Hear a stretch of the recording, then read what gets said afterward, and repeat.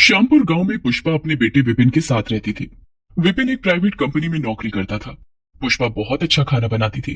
विपिन अपनी माँ के हाथ के बनाए खाने को खूब मांग मांग कर खाता था। माँ, थोड़े छोले और दो ना, बहुत टेस्टी बने हैं। हाँ बेटा, ये लो। पुष्पा को खाना बनाने और खाना खिलाने का बहुत शौक था। वो रोज विपिन को अलग अलग तरह का खाना बनाकर खिलाती थी। बेटा, मैं कब तक खाना बनाती रहूंगी? अब तू शादी कर ले, घर में बहू आ जाएगी तो मुझे थोड़ा आराम मिलेगा। क्या माँ, तुम्हारे हाथ के खाने में जो स्वाद है ना, वो किसी और के हाथ के खाने में है ही नहीं। पुष्पा एक अच्छी सी लड़की देखकर विपिन की शादी करा देती है। विपिन की पत्नी रेखा देखने में तो बहुत सुंदर थी, लेकिन उसे खाना बनाना नहीं आता था। बहू, आज तुम्हें पहली बार रसोई घर में जाना है। आज खीर पूरी बना लेना। रेखा डरते हुए बताती है। माँ जी, मुझे खाना बनाना नहीं आता। क्या? खाना बनाना नहीं आता? कोई बात नहीं बहू, मैं तुम्हें खाना बनाना सिखा दूंगी। उस दिन से पुष्पा अपनी बहू रेखा को खाना बनाना सिखाने लगती है। पुष्पा रेखा के साथ रसोई घर में खड़ी रहती है और जैसे जैसे वो रेखा को बताती, रेखा उसी तरह खाना बनाती। धीरे धीरे रेखा ने खाना बनाना सीख लिया। माँ, क्या बात है, आज तुमने लौकी के कोफ्ते बहुत अच्छे बनाए हैं। ये मैंने नहीं, रेखा ने बनाए हैं। अच्छा, तो तुमने अपनी बहू को भी अपने जैसा खाना बनाना सिखा दिया। विपिन की बात सुनकर सब हंसने लगते हैं। सब कुछ ठीक चल रहा था कि अचानक एक दिन विपिन के ऑफिस से रेखा के पास फोन आता है। हेलो। हाँ, मैं विपिन का बॉस बोल रहा हूँ। विपिन की तबीयत अचानक बहुत खराब हो गई है, उसे अस्पताल में एडमिट कराया गया है। आप लोग जल्दी आ जाइए। रेखा और पुष्पा भागे भागे अस्पताल जाते हैं। विपिन उस वक्त बेहोश था। विपिन काम करते करते ये अचानक कुर्सी से गिर गया और इसे चक्कर आ रहा था। तभी वहां डॉक्टर आ जाता है। काम के ज्यादा दबाव के कारण इनको सर्वाइकल हो गया है ना, कुछ महीनों तक बेड रेस्ट की जरूरत है। ये सुनकर पुष्पा और रेखा परेशान हो जाते हैं। कुछ देर बाद दोनों विपिन को घर ले आते हैं। विपिन को ठीक होने में काफी समय लग जाता है और उस दौरान उसकी नौकरी छूट जाती है। बचाए हुए पैसे खत्म होने लगे और घर की माली हालत बिगड़ने लगी थी। एक दिन, माँ जी, सेविंग के पैसे खत्म होने को हैं। मुझे घर की बहुत चिंता हो रही है। विपिन की दवाइयों का खर्च भी बहुत ज्यादा है। बहू, ये सोचकर मैं भी बहुत परेशान हूँ, लेकिन जब तक विपिन ठीक नहीं हो जाता हम कुछ नहीं कर सकते हैं। क्यों माँ जी? घर का खर्चा उठाने की पूरी जिम्मेदारी सिर्फ विपिन की हो, ये जरूरी तो नहीं। हम दोनों भी मिलकर घर का खर्चा उठा सकते हैं। क्या कहना चाहती हो बहू? माँ जी, घर को मैं भी चला सकती हूँ। मैं कुछ काम कर लूंगी। तुम क्या काम करोगी बहू? तभी घर की घंटी बजती है। रेखा दरवाजा खोलती है। सामने उनका पड़ोसी पवन खड़ा था। नमस्ते भाभी जी, आज मुझे ऑफिस में आने से काफी देर हो जाएगा। रात में मेरा टिफिन आता है, क्या आप उसे रिसीव कर लेंगी? मैं उसको फोन करके बोल दूंगा। जी ठीक है। पवन के जाने के बाद, माँ जी, हम दोनों को अच्छा खाना बनाना तो आता ही है और शहर में ऐसे लोग बहुत हैं जो घर से दूर रहकर जॉब या पढ़ाई करते हैं और उन्हें समय पर घर जैसा खाना चाहिए। हम दोनों अपने घर से खाना बनाकर टिफिन व्यापार शुरू कर सकते हैं, जिसका नाम रखेंगे विपिन टिफिन सर्विस। बहू, तुम्हारा ये आइडिया बहुत अच्छा है। हम कल से ही ये काम शुरू कर देंगे। हाँ, आज शाम को मैं बाजार जाकर खाना बनाने का सामान लेकर आऊंगी। रेखा और पुष्पा टिफिन सर्विस शुरू करने की तैयारी में जुट जाती हैं। पुष्पा बाजार जाकर बहुत सारी टिफिन खरीद कर लाती है, तो रेखा पैम्पलेट छपवाकर दोनों साथ मिलकर घर के आसपास की दीवारों पर पैम्पलेट चिपकाती हैं। पैम्पलेट लगने के कुछ देर बाद से ही दोनों सास बहू के मोबाइल फोन पर लोगों के कॉल आने लग जाते हैं। हेलो, क्या आप विपिन टिफिन सर्विस से बोल रहे हैं? जी हाँ, जी हाँ। मैं अकेला रहता हूँ और मुझे तीनों वक्त का टिफिन चाहिए। नाश्ते और खाने में क्या क्या मिलेगा और आपके टिफिन का चार्ज क्या है? हमारी टिफिन में नाश्ते में उपमा, पोहा, इडली, सांभर, छोले भटूरे मिलेंगे और दोपहर और रात के खाने में दाल चावल, रोटी, सब्जी, सलाद और रायता मिलेगा।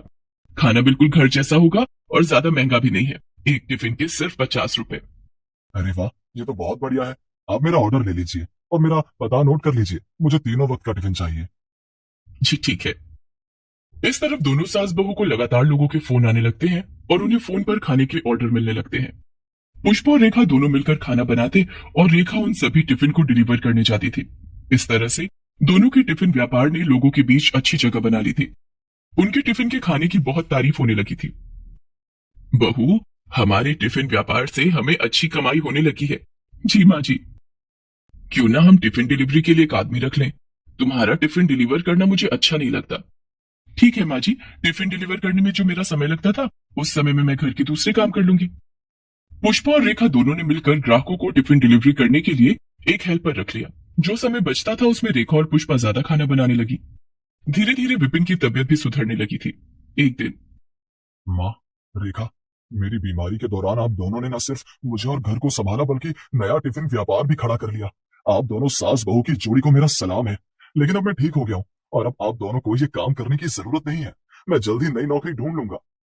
बेटा तू नई नौकरी ढूंढ ले, लेकिन मैं और रेखा अब ये काम नहीं छोड़ेंगे। हमारा ये काम बहुत अच्छा चल रहा है।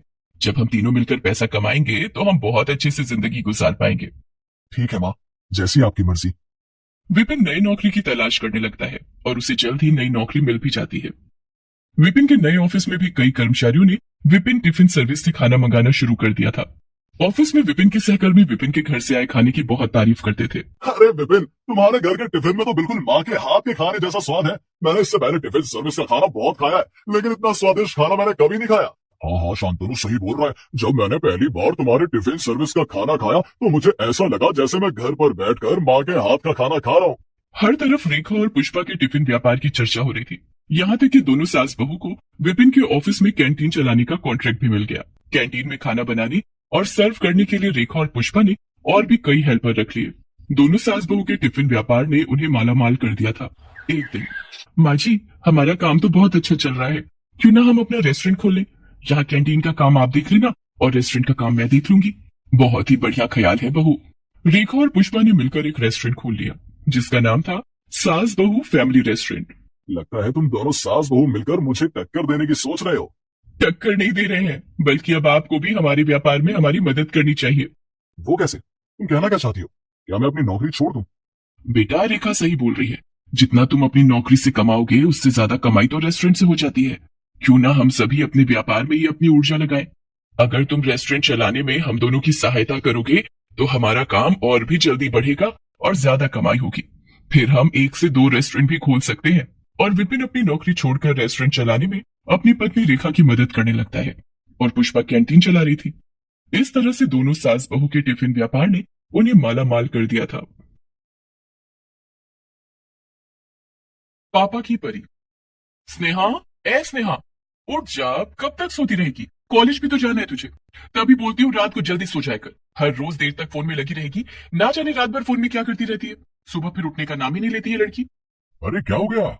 सुबह सुबह इतना क्यों चिल्ला रही हो मेरी बेटी पर? अभी अभी तो सुबह हुई है, तुमने मेरी बेटी पर चिल्लाना भी शुरू कर दिया। सच में पापा, मम्मी का ना ये रोज का काम हो गया है। सुबह होते ही मुझे डांटने लग जाती है।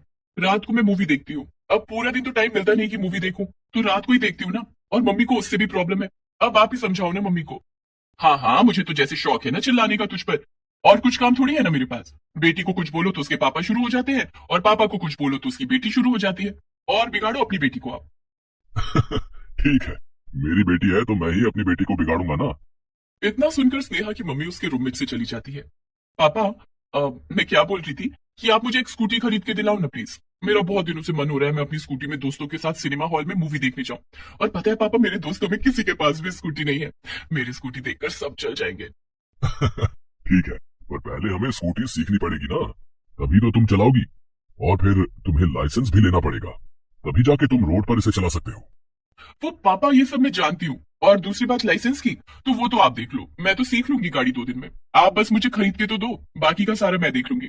और हाँ पापा, मम्मी को मत बोलना, नहीं तो वो फिर से शुरू हो जाएंगी। मैंने उन्हें कितनी बार बोला है स्कूटी खरीद के दो, स्कूटी खरीद के दो, पर वो है कि सुनती नहीं। वो बोलती है पहले बड़ी हो जाओ। मैं इतनी बड़ी तो हो गई हूँ, कितनी बड़ी हूँ अब। ठीक है मेरी माँ, खरीद दूंगा, बस और कुछ? नहीं नहीं, बस और कुछ नहीं चाहिए। अभी के लिए तो स्कूटी दिला दो आप मुझे। अब आप जल्दी से जाओ यहाँ से, मुझे रेडी भी होना है, नहीं तो मैं कॉलेज के लिए लेट हो जाऊंगी। हाँ, मैं जा रहा हूँ, तू रेडी हो जा, नहीं तो तेरी मम्मी फिर आ जाएगी। ये बोलकर उसके पापा भी उसके रूम से चले जाते हैं। थोड़ी देर बाद स्नेहा रेडी होकर ब्रेकफास्ट के लिए आती है। ये क्या, ब्रेकफास्ट टेबल पर नहीं है? पूजा आंटी, पूजा आंटी, पूजा आंटी, अभी तक आपने टेबल पर ब्रेकफास्ट नहीं लगाया है, तो आप कब सर्व करोगी और कब मैं खाना खाकर जाऊंगी? बस बस हो ही गया, वो थोड़ा आज आने में लेट हो गया ना, तो तुम बैठो ना, मैं लगा देती हूँ अभी। हाँ हाँ, बस अब आप बहाना शुरू कर दो, खाना बाद में बना लेना। आप गरीब लोगों को बिल्कुल भी टाइम की कदर नहीं है, तभी तो आप लोग गरीब के गरीब ही रह जाओगे। पूरा मूड खराब कर दिया आपने सुबह सुबह मेरा। स्नेहा, क्या हुआ? आंटी से ऐसे क्यों बातें कर रही है तू? मम्मी, आप ना इसे समझाओ पहले। इतनी बार बोला गया है कि टाइम पे ब्रेकफास्ट टेबल पर होना चाहिए, फिर भी इन गरीब लोगों के दिमाग में ये बात जाती नहीं है। खाना खाते टाइम तो हाथ धीरे नहीं चलता, बस कुछ काम करने के लिए बोल दो तो इनके जैसे हाथ ही नहीं चलते। स्नेहा, आंटी तुमसे बड़ी है, उनसे ऐसी बातें क्यों कर रही हो तुम? आज ही तो लेट हुआ है और तुम इसे इतनी बातें सुना रही हो। मम्मी प्लीज, अब आप मत शुरू हो जाओ फिर से। आपको पता है ना, अगर मैंने टाइम पर ब्रेकफास्ट नहीं किया तो मेरा खाने का मन नहीं करता है। और फिर भी आप मुझे ही समझा रही हो। अच्छा ठीक है, मैं तुझे खाना सर्व करती हूँ, आजा जल्दी से बैठ जा। नहीं मम्मी, मुझे नहीं खाना, और आप ही खाओ। कल ही मैं पापा को बोलकर एक नई काम वाली रखने के लिए बोलूंगी। इन गरीब लोगों को ना सबक सिखाना ही पड़ेगा। ये बोलकर स्नेहा कॉलेज के लिए निकल जाती है। कुछ दिनों बाद स्नेहा के बर्थडे पर उसके पापा ने उसे एक नई स्कूटी गिफ्ट कर दी। वो अपनी नई स्कूटी देखकर बहुत खुश हुई। उसके बाद से उसने स्कूटी सीखने जाना शुरू कर दिया। उसने थोड़ा बहुत ही स्कूटी चलाना सीखा था कि उसने सीखने जाना ही बंद कर दिया। उसे अपने ऊपर इतना कॉन्फिडेंस था कि एक दिन वो स्कूटी लेकर मेन रोड पर चली गई और उसने एक आदमी को धक्का मार दिया। तभी कुछ लोग एक्सीडेंट हुआ देख भागकर उस आदमी के पास गए और कुछ ही सेकंड में भीड़ जमा हो गई। इससे पहले कि कोई स्नेहा को देखता, वो वहां से बिना उस आदमी की मदद किए स्कूटी चलाकर घर वापस आ गई। ये सब होने से वो बहुत डर गई थी। उसकी ये हालत देख उसके पापा को समझने में देर नहीं हुई कि कुछ तो हुआ है उनकी बेटी के साथ। फिर उसके पापा के पूछने पर उसने सब कुछ बोला। ये सुनकर स्नेहा के पापा ने उस आदमी के घर वालों को कुछ पैसे देकर उनका मुंह बंद कर दिया। एक्सीडेंट करने के बाद भी वो फिर स्कूटी लेकर घूमने जा रही थी।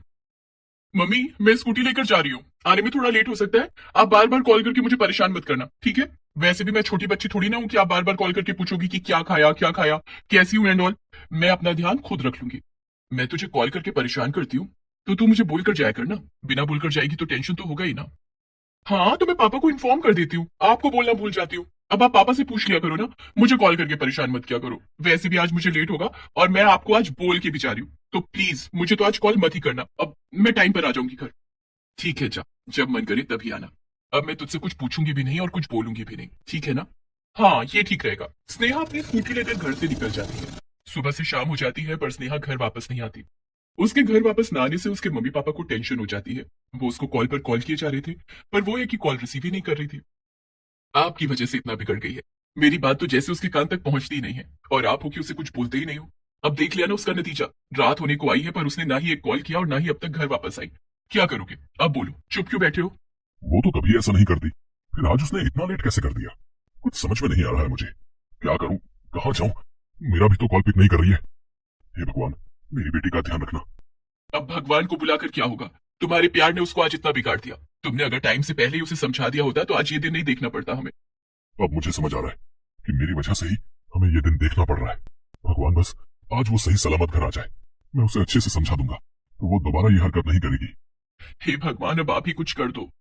घर में ये सब बातें चल ही रही थी कि तभी अचानक फोन की रिंग बजती है। स्नेहा के पापा ने फोन उठाया। फोन पर बात करते हुए उसके पापा बहुत डर गए और फिर फोन रख दिया। ये देखकर उसकी मम्मी परेशान हो गई। फिर उसके पापा से पूछने लगी पर उसके पापा की तो जैसे मुंह से आवाज ही नहीं निकल रही थी।